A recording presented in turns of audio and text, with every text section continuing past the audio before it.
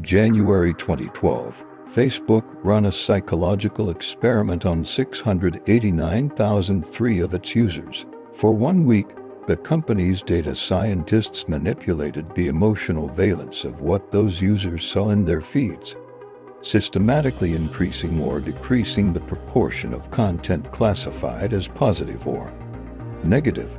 No user was informed. No consent was sought. The experiment tested a single hypothesis: whether emotional states could be transferred through digital text alone without facial expression or vocal tone. The answer, published in the Proceedings of the National Academy of Sciences in June 2014, was yes, measurably, replicably at scale. The paper's listed affiliation for the lead researcher, Adam Kramer, was not a university. It was Facebook, Inc. The users whose emotional states were being experimentally modified were not research subjects. They were the instrument being calibrated, and the experiment was not an aberration. It was a published confirmation of what the system had already been designed to do. In the next 16 minutes, I am going to show you exactly how the system works, the accidental discovery, and the behavioral science. This framework was mapped by Shoshana Zuboff in her 2019 book. The science was developed by B.F. Skinner between 1938 and 1971. In 2001, Google was attempting to solve a financing problem. They built the best search engine but lacked a business model. Engineers noticed that the query log contained something no one thought to monetize: precise, granular, continuous records of human intention, reveal behavior at the moment of its occurrence, what a person searched for at 11 p.m., how long they stayed, what they searched next.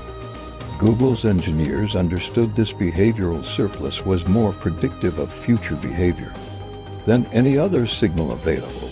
A person's search history did not merely record what they had done, it predicted, with accuracy, what they would do next. Predictions of future behavior, sold to advertisers, was a product with effectively unlimited commercial demand. The system worked because it knew what you had done in sufficient detail to calculate the probability of what you would do next.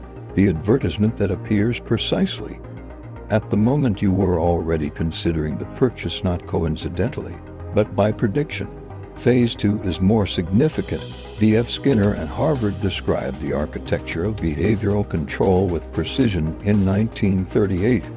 The most powerful behavioral schedule is not the one that rewards every response. It is the one that rewards responses unpredictably. Skinner called this the variable ratio reinforcement schedule. Animals pressed levers at rates significantly higher than on fixed schedules. The slot machine is the most commonly cited application, but the social media feed is a more precise implementation of the same schedule. Each scroll is a lever press. The reward meaningful content or social validation appears at an unpredictable ratio. The infinite scroll, variable timing of notifications, every detail, is a direct application of the compulsive mechanism.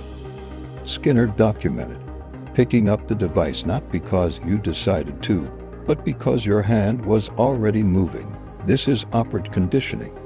The modification of your future behavior is the product, and the modification is already complete by the time you notice. The third mechanism closes the system: behavioral modification at scale, moving from predicting what you will do to guaranteeing it. The system adjusts the environment to maximize the probability of the desired behavior.